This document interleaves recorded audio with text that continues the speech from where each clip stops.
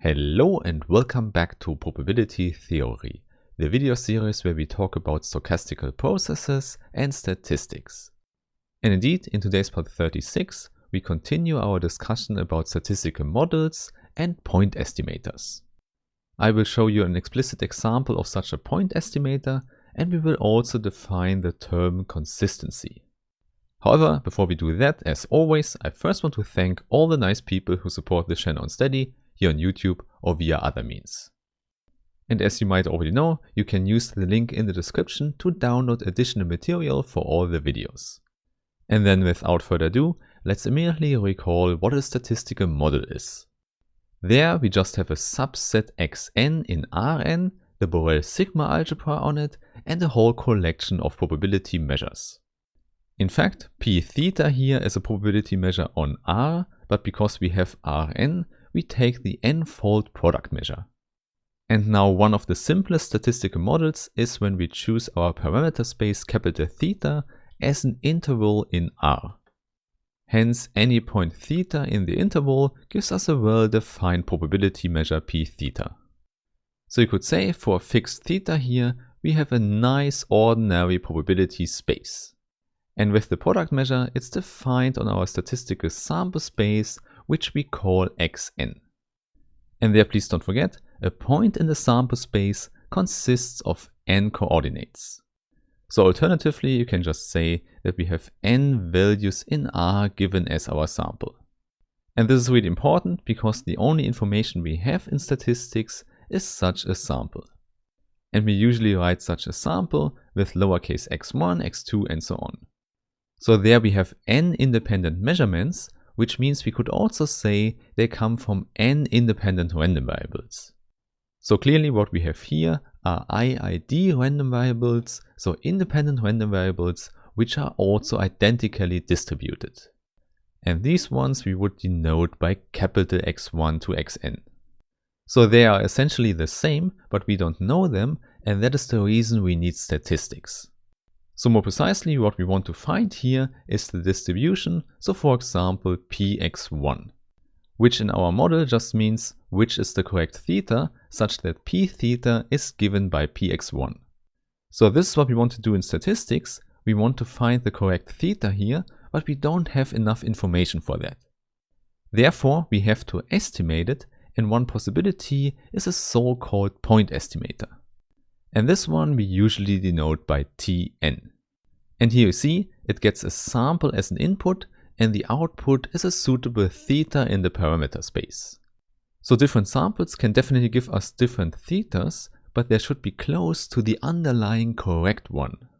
And since we simply don't know the correct theta, the art of statistics is that the estimator works with its definition no matter what the correct theta is. And now I think the best way to understand all of that is to look at a very concrete example.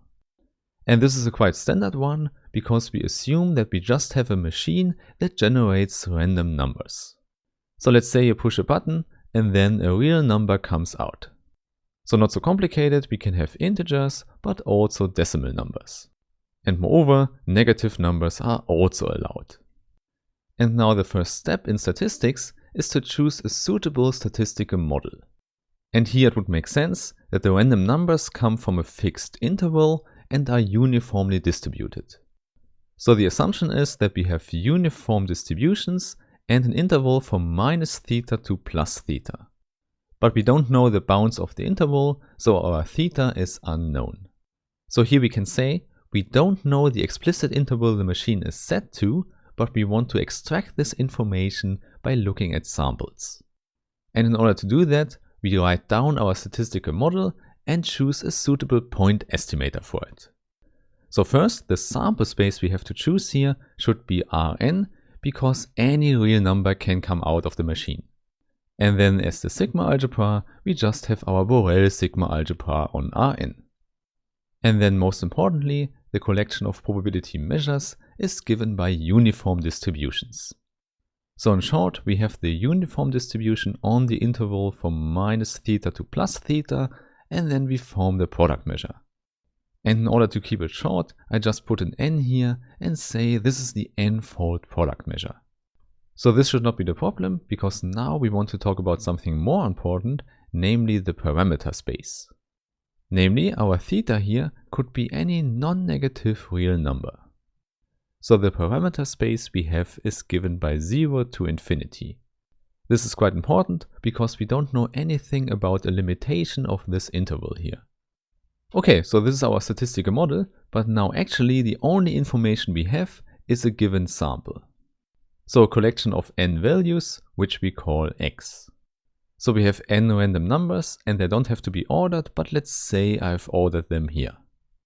Then we definitely already know that our theta cannot be less than 6 or even less than 7. Otherwise, the -7 here could not have been produced.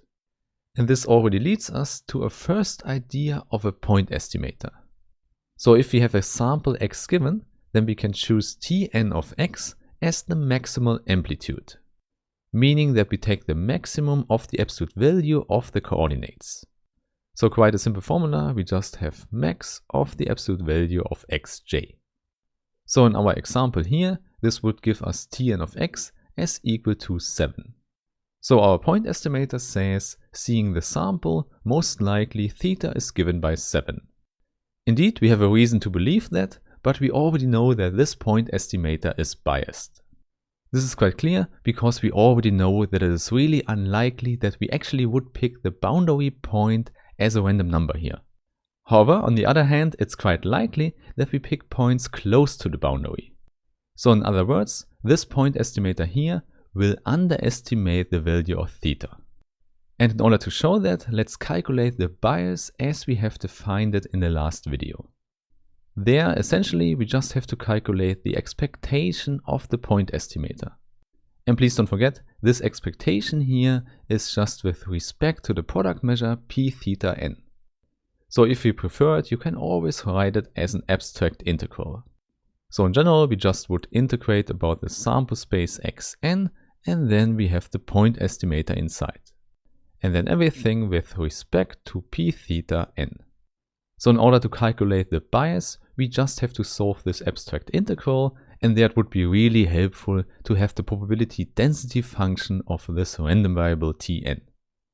And in order to get that here, it's actually easier to calculate the CDF first.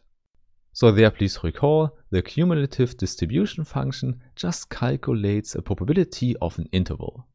So more precisely, we have p theta n of Tn less or equal than a given constant c. Which means here that the maximum in the absolute value has to be less or equal than c. So we just have the set of all samples that satisfy this. Hence, every input of the sample has to be less or equal in the absolute value than c. Which means we can write down the set with n conditions. But this also implies that we can write this whole set as an intersection of n sets. The first set has the first condition, the second set the second condition, and so on. And there you might already know, we want to write it like that because we want to use the independence. Indeed, by assumption we know that the random numbers are picked independently, so these events here are definitely also independent. Which immediately implies that we can write it as a product with n factors.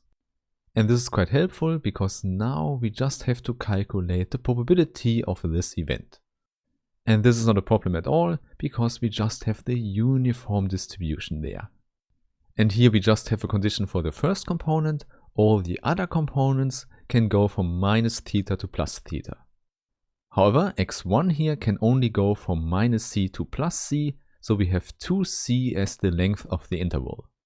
And by the uniform distribution, we just have to divide this by the whole interval, which is from minus theta to plus theta. So the length is 2 theta. And clearly we can do the same calculation for all the other factors in the product as well, because they just consider different components. And clearly that does not change anything for the calculation. We still get out c divided by theta. And indeed, this is the nice general result we get for our CDF here. So we have c divided by theta in the product n times. However, clearly this whole calculation only makes sense if c is between 0 and theta. In fact, in the case that c is greater than theta anyway, then we don't have any restriction here and we just get out the probability as equal to 1. And moreover, if c is less than 0, so a negative number, the probability has to be 0.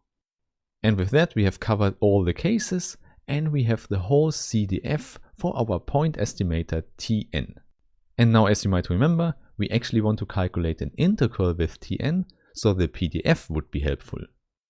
And this probability density function is connected to the CDF, as you might know from our earlier videos about probability theory.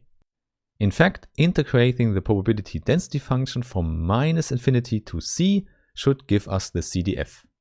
So going backwards from the CDF to the PDF means that we have more or less a derivative. This means f of s definitely has to be 0 on the outer intervals here and there. And the most important information we find again in the interval from 0 to theta. So first we have the constant theta to the power minus n times s to the power n minus 1. Very well, now we can check. Integrating that definitely gives us the CDF back, so we can use this PDF for our expectation. As already mentioned, this expectation is an abstract integral where we can use the change of variables formula. So if you want, you can say we have a substitution where Tn of x is equal to s. And then this simply leads to an integral over r.